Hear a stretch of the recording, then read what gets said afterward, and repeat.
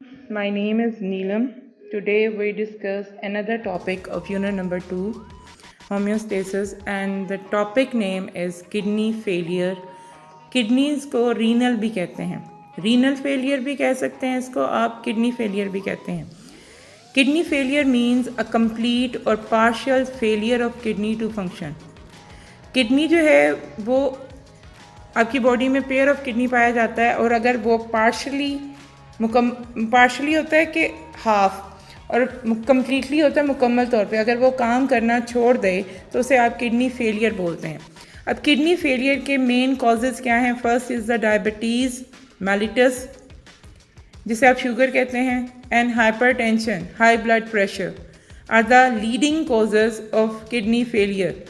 In certain cases, sudden interruption in the blood supply to kidney and drug overdoses may also result in kidney failure.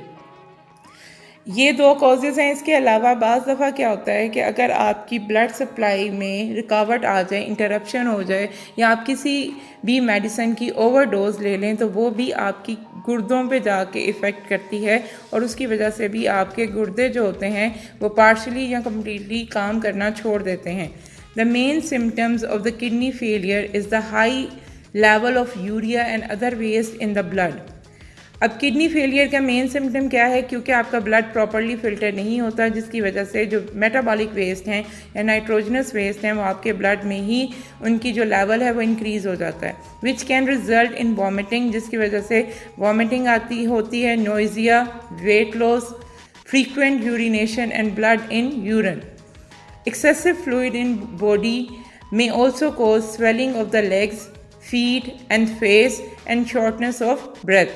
तो main symptom इसके क्या हैं कि एक तो symptom है कि आपके ब्लड के अंदर मुख्तलिफ़ तरह के जो नाइट्रोजनस वेस्ट हैं उनका लेवल हाई हो जाएगा, उसकी वजह से आपको वॉमिट होगी, nausea, weight loss, urination, blood in urine, और इसके अलावा आपकी in excessive amount of salt की वजह से आपके फेस, लेग, फीट और जो है उसमें स्वेलिंग हो जाएगी, और उसके अलावा आपको सांस लेने में प्रॉब्लम आएगी.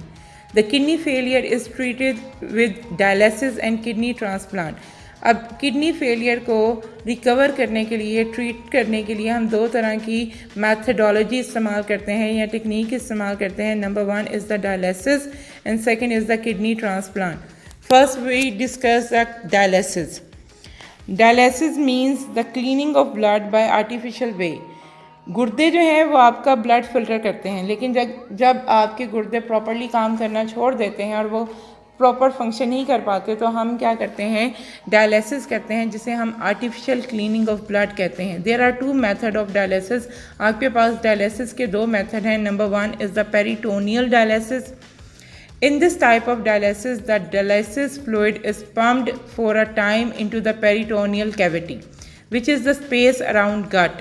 आपकी गट के इर्द गिर्द जो है वो एक स्पेस प्रेजेंट होती है जिसे हम पेरिटोनियल कैविटी बोलते हैं, और उस पेरिटोनियल कैविटी के अंदर हम फ्लूइड डाल देते हैं जो कि आपके ब्लड को फिल्टर करता है. This cavity is lined by peritoneum. Peritoneum contain blood vessels. When we place dialysis fluid in peritoneal cavity, waste material from peritoneal blood vessels diffuses into the dialysis fluid, which is then drained out.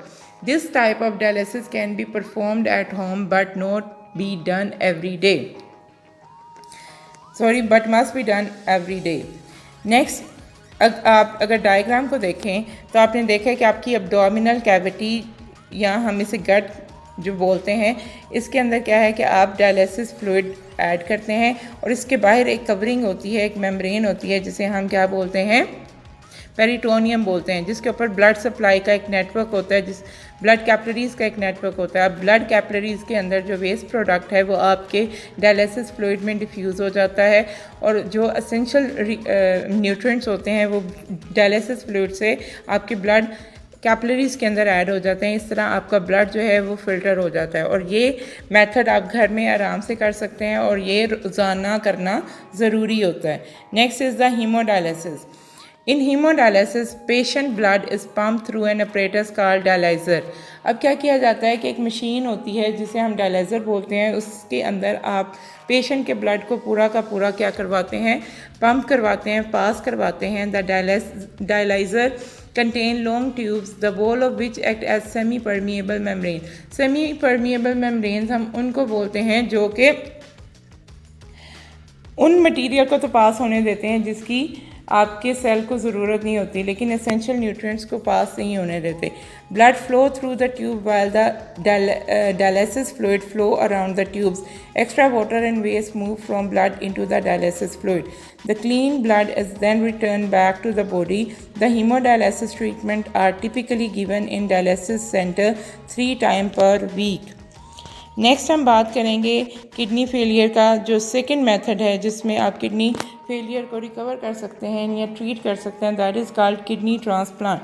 Kidney transplant जो है, we know that dialysis need to be repeated after every few day and is unpleasant for patient and the attendant। Another treatment for the end stage of the kidney failure, जिसमें आपकी kidneys जो हैं वो completely fail हो जाते हैं, उसको जो है ट्रीट करने के लिए हम जो लास्ट ट्रीटमेंट है वो किडनी ट्रांसप्लांटेशन का करते हैं। इसमें हम क्या करते हैं कि पेशेंट की डैमेज किडनी को डोनर की हेल्दी किडनी के साथ चेंज करते हैं। डोनर जो किडनी दे रहा है और पेशेंट जो किडनी ले रहा है। अब जो पेशेंट की किडनी जो है वो डैमेज है, उसको हम रिप्लेस कर देंगे डोनर की हेल्दी किडनी के साथ। किडनी में भी डोनेटेड बाय डिजीज़ डोनर और लिविंग डोनर। अब किडनी जो है वो हो सकता है कि आप किसी जिंदा इंसान से ले लें, और हो सकता है कि अगर कोई इंसान जिसकी पहले डेथ हो चुकी है उसकी किडनी भी डोनेट की जा सकती है। द डोनर मे और may not be a relative of the patient. Donor जो है वो ज़रूरी नहीं है कि वो उस पेशेंट का जो है वो रिलेटिव ही हो। The donor before transplant the tissue protein of donor and patient are matched. The donor kidney is transplanted in the patient body and is connected to the patient blood and urinary system। The average lifetime for a donated kidney is 10 to 15 years। Mean आप first transplant करवाने के बाद जो है तकरीबन 10 से 15 साल जो है वो ज़िंदा रह सकते हैं। वैन अब ट्रांसप्लांट फेल, जब ट्रांसप्लांट फेल हो जाए या टिश्यू प्रोटीन जो है वो मैच ना हो, the patient may be given a second kidney transplant. तो पेशेंट को दोबारा किडनी ट्रांसप्लांट दिया जाता है। In this situation the patient is treated through dialysis for some intermediary time। Problems after a transplant may include transplant rejection, infection, imbalances in body salt which can lead to bone problems and ulcer।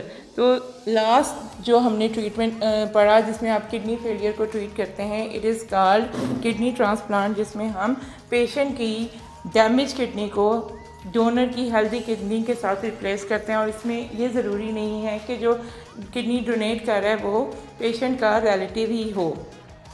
तो आज का जो topic था उसमें हम लोगों ने 2 जो हैं वो किडनी फेलियर्स की बात की, उसकी 2 ट्रीटमेंट की बात की, जिसमें एक हमने पढ़ा डायलिसिस और सेकेंड हमने किया किडनी ट्रांसप्लांट। और मुझे उम्मीद है आपको क्लियर हो गया होगा।